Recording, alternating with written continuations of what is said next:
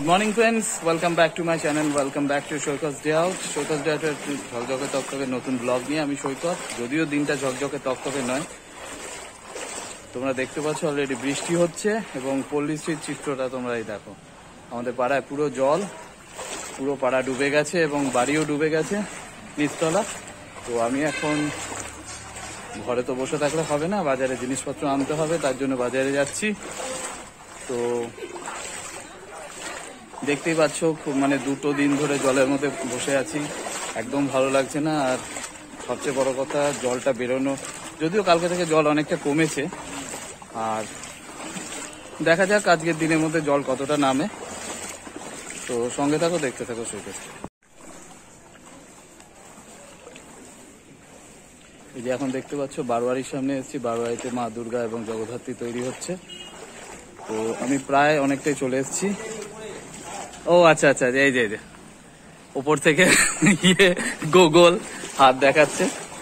সবারই অবস্থা খারাপ, কি করা যাবে, পলিসির জলের ব্যাপার তো। এই জলটা সত্যি কথা বলতে জন্ম থেকেই দেখছি, যবে থেকে জ্ঞান হচ্ছে তবে থেকে দেখছি পলিসি বৃষ্টি একটু বেশি হলে জলটা বেরোয় না। আর সবচেয়ে ব্যাপার হচ্ছে পাম্প চলছে, কিন্তু এত বৃষ্টি হলে চারিদিকে জল হয়ে গেছে এবং জলটা বেরো হতেও সময় সাপেক্ষ ব্যাপার। সুতরাং কিছু করার নেই, একটাই ভগবানকে ডাকা ছাড়া। কারণ বৃষ্টি না কমলে, বৃষ্টি যদি পুরোপুরি কমে ওয়েদার একটু রোদ টোদ আসে, তবেই গিয়ে জলটা টানা সম্ভব। কারণ শুধু পাম্প ছেড়ে জল বের করা অসম্ভব। তো আমি চলে এসেছি রাস্তার উপরে, এখন বাজারের দিকে যাব। একটা টোটো খুঁজছি, টোটো পেয়ে গেলেই বাজারের দিকে যাব। তো দেখা যাক বেলডাঙ্গা বাজারে যেতে যদি টোটো পাওয়া যায়। আমি রাস্তাটা ক্রস করে নিই। এই একটা গাড়ি আসছে, তো দাঁড়িয়ে আছি এই মাঠের সামনে, দেখি একটা টোটো জোগাড় করে নিই। টোটো জোগাড় করে ইয়ের দিকে চলে যাবে। তো রাস্তার অবস্থাটা এখন, এটা হচ্ছে পল্লীশ্রীর সামনে রাস্তার অবস্থা। রাস্তার অবস্থা খুব বাজে, ঠিক আছে। তো আবার বাজারে যাই, ওখানে গিয়ে দেখা হবে।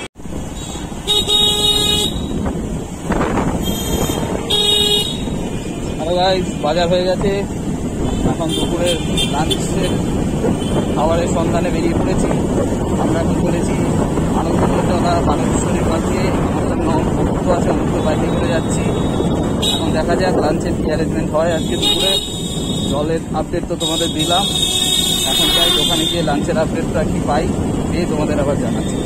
সঙ্গে থাকো, দেখতে থাকো সৈকত দিঘা।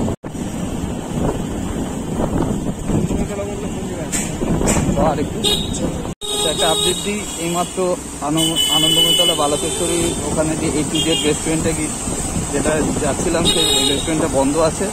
তো আমরা এখন যাচ্ছি বাস স্ট্যান্ডের সেবা হোটেল। সেবা হোটেলে দেখি ওখানে কি সেবা পাই। যদি সেবা ভালো পাই তো ওখান থেকে দুপুরে সেবার ব্যবস্থাটা করতে হবে।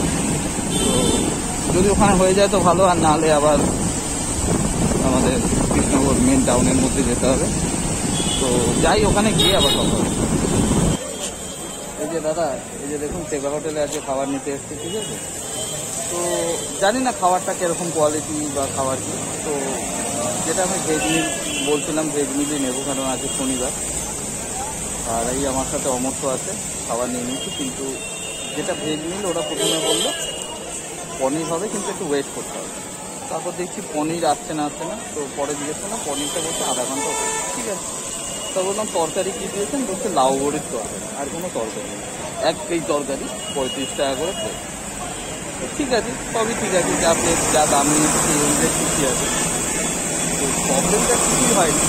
আমরা যা হাসাহাসি করছিলাম কী হয়েছিল যে আমাদের বলছিলাম যে টাকা দিতে যাচ্ছি, একবার এই কাউন্টারে বলছে ওইখানে গিয়ে আগে জিজ্ঞেস করো কত ফিস দিয়ে, আর ওখান থেকে বলছে এই কাউন্টারে যাও। আমরা এসেছিলাম হোটেলে, কিন্তু ব্যাপারটা হোটেলের থেকে বেশি মনে হচ্ছিল ব্যাংকে এসছি। ব্যাংকে যেমন একবার বলে এই কাউন্টার, একবার বলে ওই কাউন্টার, ঠিক মনে হচ্ছিল ওইখানে ব্যাংকে এসছি। তাই তো আমার তো? তোর এক্সপিরিয়েন্সটা কেমন? আমার এর আগে খেয়েছিলাম, ভালো এক্সপিরিয়েন্স। আমি তো এত সকালে আসি, আমি বেশ বেলা করে এসেছি, তখন সব রেডি হয়ে গেছিল। এখন সকালবেলা হলে এখন রান্না বান্না হচ্ছে, সকাল না, দেখ 12টা তো বেজে গেছে, সব রান্নাই হয়ে গেছিল, জাস্ট পনিরটা ছিল। ব্যাপারটা হচ্ছে আমি যেদিন এসেছিলাম আমি তো এক তরকারি ভাত খেয়েছিলাম, ওগুলো আমার সমস্যাটা হয়নি। না সমস্যা রান্না নিয়ে না, সমস্যা হচ্ছে কাউন্টার চেঞ্জ নিয়ে কাউন্টার যে ব্যাপারটা ওরা একটু মানে আমরা হাঁটাহাঁটি করতে ওদের একটু ইগোতে লেগে গেছে যে আমরা হাঁটাহাঁটি করছি কেন, একবার এই কাউন্টার ওই কাউন্টার বলছে গায়ে লাগেনি, কিন্তু যে কাউন্টারই ছিল তারই গায়ে লেগেছিল, এদিকে উল্টে আমাদের বলছে আমাদের নাকি গায়ে লেগেছিল। যাই হোক চলে গেলাম।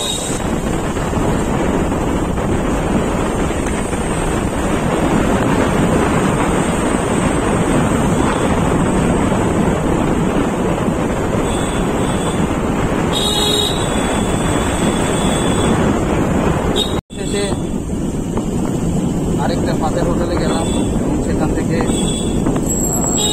আরেকটা আরো দুটো মিল নিলাম, কারণ যদি রাতে না বেরোতে পারি বৃষ্টির জন্য একবারে সারাদিনের মিল নিয়ে আসতে গেল। জানি না তো সকালে তখন ভিডিও মাঝখান থেকে তখন বন্ধ করে দিতে হয়েছে, কারণ সত্যি কথা বলতে খুব পরিশ্রম লাগছিল আর খুব তাড়াও ছিল বাড়িতে আসার, যার কারণ বাড়িতে এসে অনেক কাজও ছিল। তো তারপর ভেবেছিলাম ভিডিওটা এন্ড করার দরকার, ভিডিওটা তো এন্ড করা হয়নি, বাড়িতে এসে এন্ড করবো, কিন্তু বাড়িতে এসে এত কাজের চাপ ছিল যে ভিডিওটা এন্ডও করা হয়নি।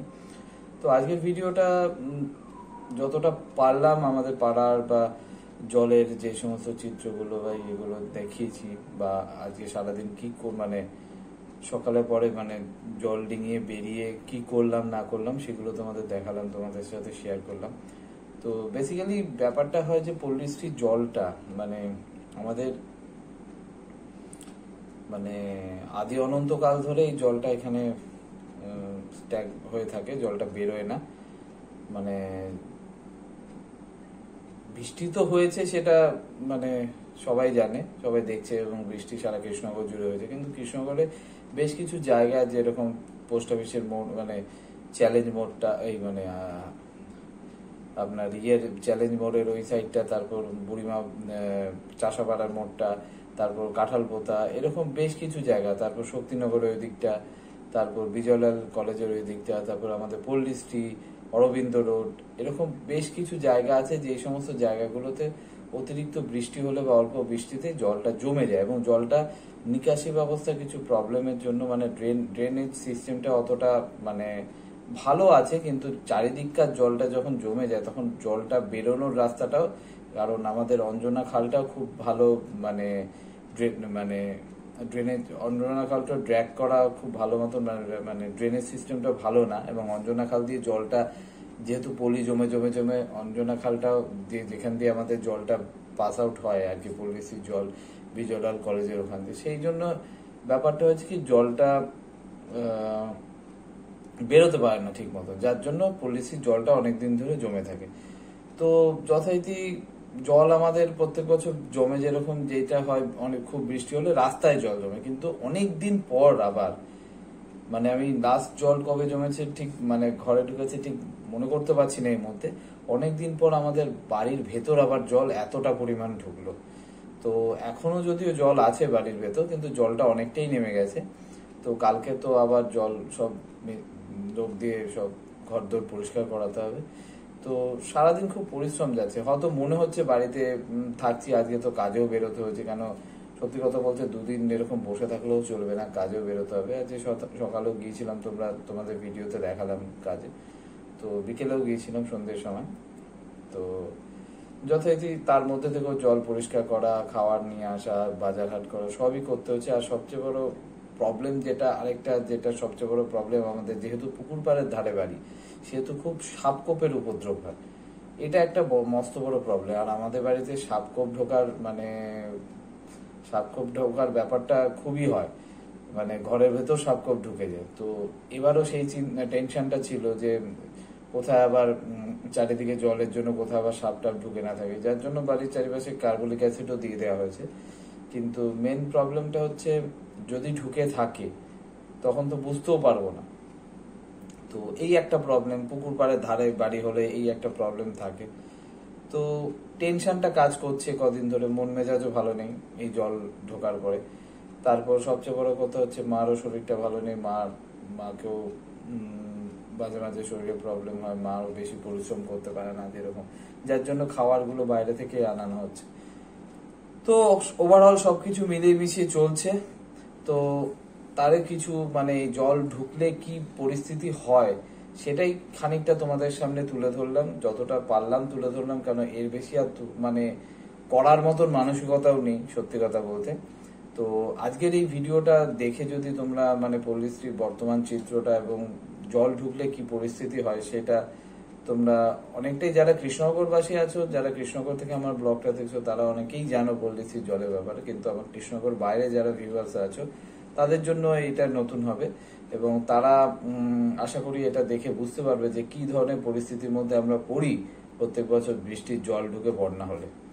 তো আজকের ভিডিওটা যদি তোমাদের ভালো লেগে থাকে তাহলে এই ভিডিওটা শেষ, চ্যানেলটা ছেড়ে যাওয়ার আগে, আজকের ভিডিওটা ছেড়ে যাওয়ার আগে অবশ্যই করে একটা লাইক এবং শেয়ার, আর চ্যানেলটাকে যারা এখনো পর্যন্ত সাবস্ক্রাইব না করে মানে শুধু ভিডিওই দেখে যাও তারা কিন্তু অবশ্যই চ্যানেলটাকে সাবস্ক্রাইব করে দেখো, কারণ তোমরা চ্যানেলটাকে সাবস্ক্রাইব করলে আমি খুঁটিনাটি যাবতীয় সৈকত জিয়াউটের রিলস, শর্ট ভিডিও যা যা দিচ্ছি সমস্ত কিছু নোটিফিকেশন কিন্তু তোমাদের সামনে চলে আসবে। তো সাবস্ক্রাইব করে নাও, সাবস্ক্রাইব করতে তো কোনো পয়সা লাগে না, কোনো কিছু লাগে না, শুধু বেল আইকনটা বাজিয়ে দেবে। আরেকটা যে জিনিসটা, নোটিফিকেশনটাকে অল করে দিও, তার ফলে কি আমি যত ভিডিওই দেবো সমস্ত ভিডিও নোটিফিকেশনটা তোমাদের কাছে চলে আসবে। তো আশা করি তোমাদের এই সমস্ত ভিডিওর মধ্যে দিয়ে আমার চ্যানেলটাকে গ্রো করতে পারছি। তো তোমরা সাথে থাকলে, পাশে থাকলে আগামী দিনে আমি আরো ভালো ভালো ভিডিও দিতে পারবো।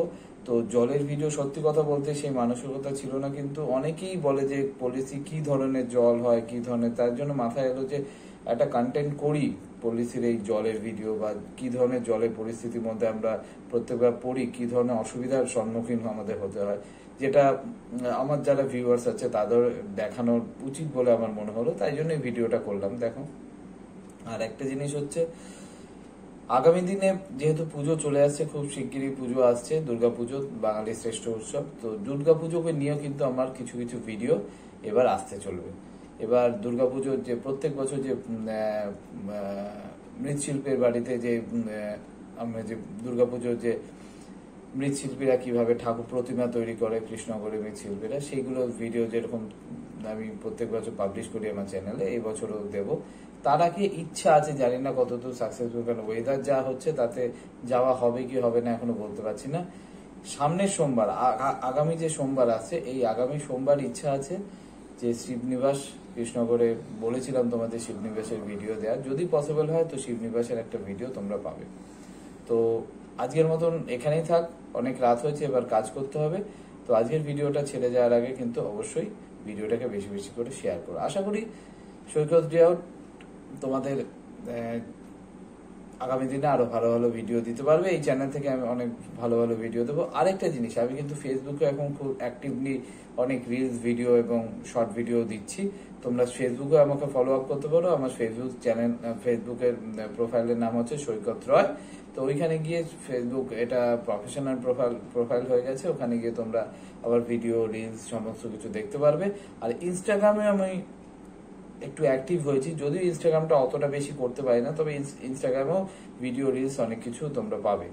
তো সঙ্গে থাকো, দেখতে থাকো। Tata, bye bye.